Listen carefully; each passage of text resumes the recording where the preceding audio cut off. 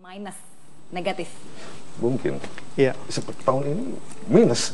Siapa yang bisa prediksi tahun ini minus? Ya, tapi itu porsinya di unit link kan sudah terpisah. Dia tidak akan mempengaruhi untuk porsi proteksinya.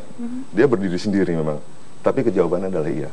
Oke, kalau Pak Tri bagaimana Anda menanggapi ini? Ya, jadi yang namanya fluktuasi itu kan juga bisa sampai ke bawah. Kalau kita bicara minus kan ada dua.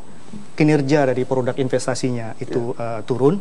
Yang kedua adalah minus dari segi jumlah unit yang dia miliki. Ya, jadi sebetulnya kalau yang dipengaruhi oleh faktor luar, kinerja pasar modal dan pasar uang itu di luar jangkauan perusahaan asuransi. Tapi percayalah kalau kita lihat perjalanannya dia bisa minus, bisa juga naik lagi. Kemudian kalau dari jumlah unitnya apakah dia minus juga bisa mungkin.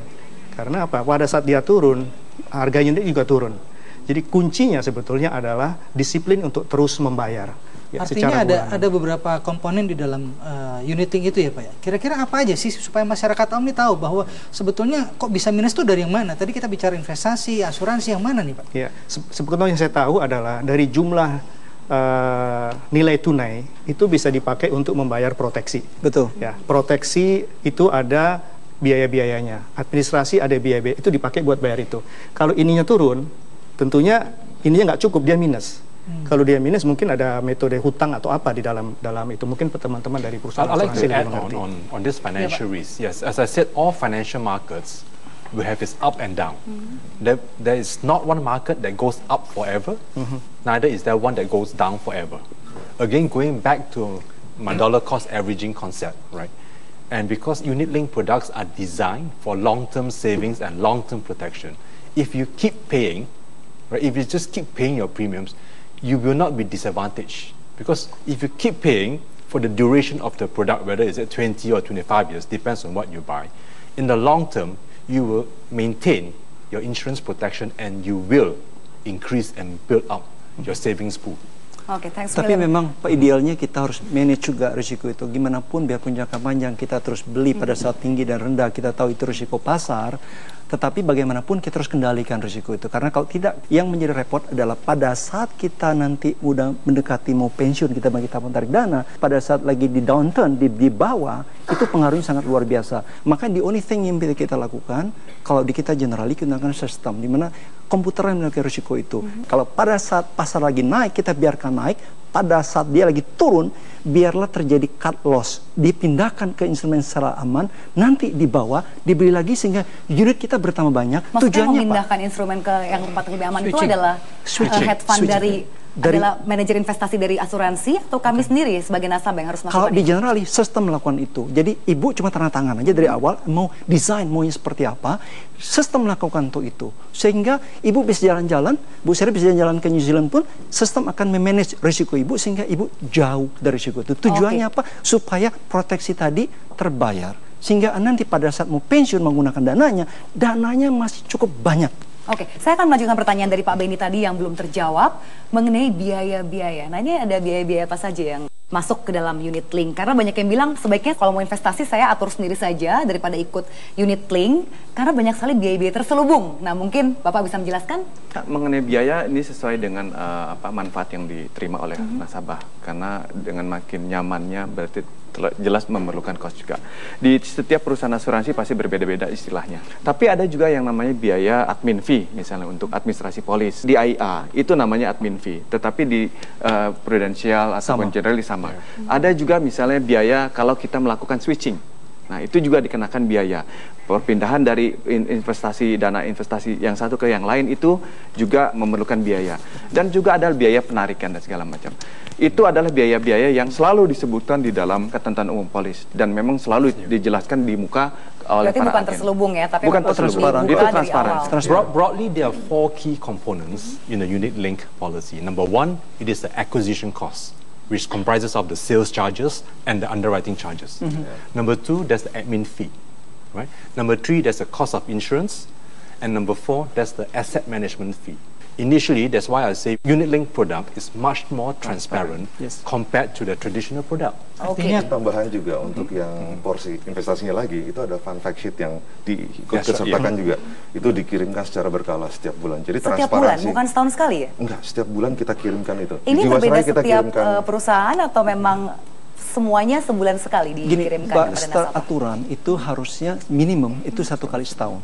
Jadi mengenai 1 bulan sekali itu kebijaksanaan perusahaan, tapi paling kurang sekali setahun. Tapi bisa kita cek di koran juga tidak mungkin? Yes, itu that's a good point. betul. Because in addition to the monthly fact fee, all our funds are priced on a daily basis, which means all our NAVs or prices are published every day in the main newspapers. Ya, baik. Mungkin ada bagusnya Sheryl kita dengar pengalaman salah satu rekan kita yang pernah membeli produk Unitlink. Ya, mungkin siapa yang mau tanya? Silakan. Baik, selamat malam. Ibu saya telah memiliki polis Unitlink yang sudah berjalan selama 7 tahun dari 10 tahun ketika ia ditawarkan membeli produk. Dan tepatnya seminggu yang lalu, dia mendapatkan surat pemberitahuan perpanjangan polis dan dikabarkan bahwa ibu saya harus tetap membayar selama sampai dengan usia 99 tahun. Dan mana mungkin dengan usia ibu saya yang sudah tua renta tetap harus membayar premi. Oleh karena itu, bagaimana baiknya? Apakah ibu saya tetap harus menjalankan ataukah mengganti produk? Terima kasih. Oke, atau mungkin ditutup karena kalau memang sudah tidak ada uang bagaimana membayar premi? Mungkin Pak Tri nih yang pantas jawab nih, Pak Tri. Ya, jadi sepengetahuan saya ada 2 jenis produk Unitlink. Satu yang bayar terus, ya, yang satu lagi yang hanya bayar sekali. Kalau saya lihat pertanyaan ini, kelihatannya produknya adalah produk seumur hidup. Cuman mungkin dia dijanjikan atau mendengarnya hanya bayar 10 tahun. Dan di tahun ke-7, dia dapat surat bahwa ternyata nilai tunainya nggak cukup. Mungkin karena dia ada cuti premi atau apa begitu ya, bisa kepake.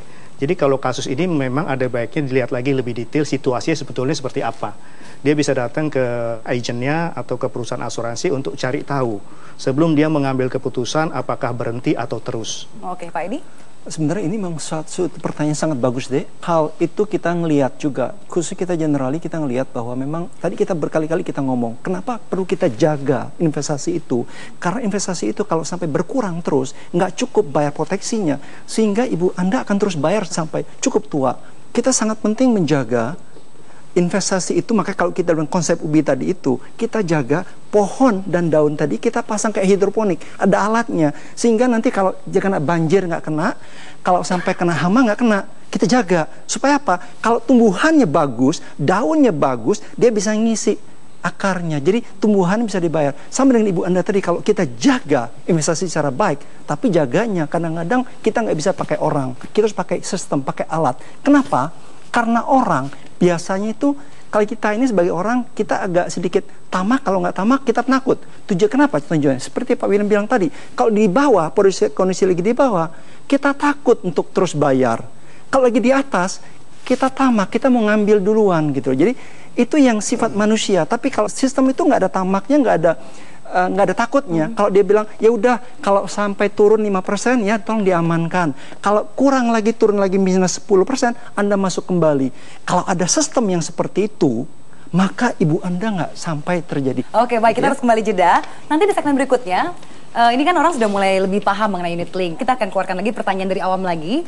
Jadi, kalau kita tahu bahwa semua investasi itu ada naik turunnya, lebih bagus kita pisahkan investasi dengan asuransi atau kita ambil yang menjadi satu, yaitu dalam bentuk Unitlink. Ya, dan kita juga akan tanya kira-kira sebetulnya Unitlink ini produk yang bagus apa enggak? Karena memang ada beberapa suara yang mengatakan Unitlink ini enggak bagus untuk karena terlalu banyak biaya-biayanya. Betul. Oke, kami akan segera kembali masih dalam Forum Asuransi.